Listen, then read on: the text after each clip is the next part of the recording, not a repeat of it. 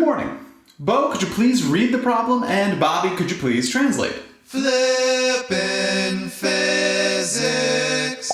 A car with anti-lock brakes driving on snow has an initial velocity of 8.9 meters per second and slows to a stop in 3.12 seconds. Velocity initial equals 8.9 meters per second and change in time is 3.12 seconds. Also, the car stops, so the final velocity is 0. Yeah. Bo, could you please continue? Determine the coefficient of friction between the tires and the snow. Mu static equals question mark. Oh, hold up. Shouldn't it be kinetic friction because the car is moving? The car has anti-lock brakes, so it's static friction. Didn't you watch my video project? Yeah. Right, yep. Okay, now let's see what this problem actually looks like.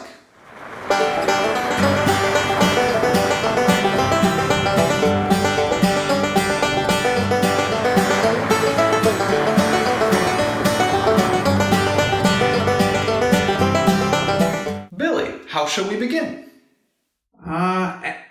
Actually, I don't know where to start. Okay, well then what are we trying to find? We're trying to find the coefficient of static friction between the tires and the snow. And what is an equation we have that has the coefficient of static friction in it? The force of static friction maximum equals the coefficient of static friction times the force normal. Therefore, we are dealing with forces, which means, class, we need to draw a Free body diagram.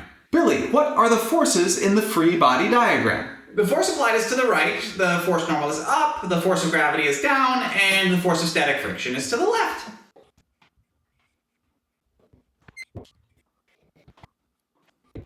Class, which one of these forces is not actually acting on the car? The force applied. Yeah, just because the car is moving to the right doesn't mean there is a force pushing it in that direction. I forgot. It is the inertia of the car which tries to keep the car moving to the right. Absolutely correct. Remind me, Bobby, what are the 3 things you need to remember about the direction of the force of friction? The force of friction is always parallel to the surfaces. It opposes sliding or motion and is independent of the direction of the force applied. You can see the force of friction is parallel to the ground, and because the car is moving to the right and the force of static friction is to the left, you can see that the force of static friction opposes motion or opposes sliding. And it is independent of the direction of the force applied. You can see that because there's no force applied in the free body diagram. Bo, we have drawn our free body diagram. What do we do next? Well, we don't need to break any forces into components because they are all directly in the x or y direction. Therefore, we don't need to redraw the free body diagram, which is nice. Therefore, let's sum the forces.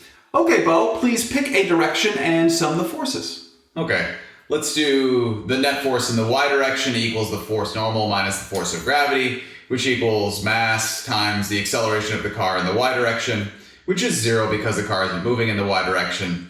Therefore, the force normal equals the force of gravity, and the equation for the force of gravity is the mass of the car times the acceleration due to gravity. But we don't know the mass of the car.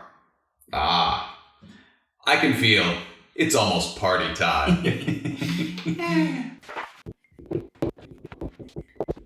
So, we put the equation for the force normal in our equation holster. And I want to pause for a moment and identify this. We summed the forces in the y direction, and we got the force normal is equal to the mass of the object times the acceleration due to gravity. And we've actually done this exact thing many times now. Right, class? Yes. As students, y'all tend to look for repeatable patterns. And many of you, therefore, are probably assuming that this is always true. But this is not always true. The force normal will not always equal the mass of the object times the acceleration due to gravity. There is no equation for the force normal. In order to find the force normal, you need to draw a free body diagram and sum the forces every time. Back to the problem. Billy, could you please tell us what to do next? Well, the net force in the x direction equals the negative of the force of static friction, negative because it's to the left, and that is the only force in the x direction, so that equals mass times acceleration. We know it is the maximum force of static friction because I showed in my video project that the anti-lock braking system, or ABS, tries to maximize the force of static friction. So we can substitute in the coefficient of static friction times the force normal for the force of static friction. And from our equation holster, we can substitute in the mass of the vehicle times the acceleration due to gravity for the force normal. Everybody brought mass to the party.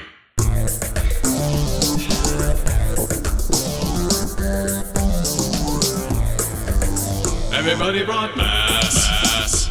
Yes, we can be equitable, we can take mass from everybody. Therefore, notice that the mass of the car is irrelevant as far as determining the coefficient of static friction is concerned. Billy, please continue. After the mass party removes mass from the equation, we are left with negative coefficient of static friction times the acceleration due to gravity equals the acceleration of the vehicle in the x direction. Dividing both sides by the acceleration due to gravity and multiplying the whole equation by -1 gives us the coefficient of static friction equals the negative of the acceleration in the x direction divided by the acceleration due to gravity. But we don't know the acceleration in the x direction. True, we don't know the acceleration in the x direction. Yes, Bobby? However, we know the acceleration in the x direction is constant because the force of static friction is constant, therefore the net force in the x direction is constant. So we can use the uniformly accelerated motion equation, velocity final equals velocity initial plus acceleration times change in time.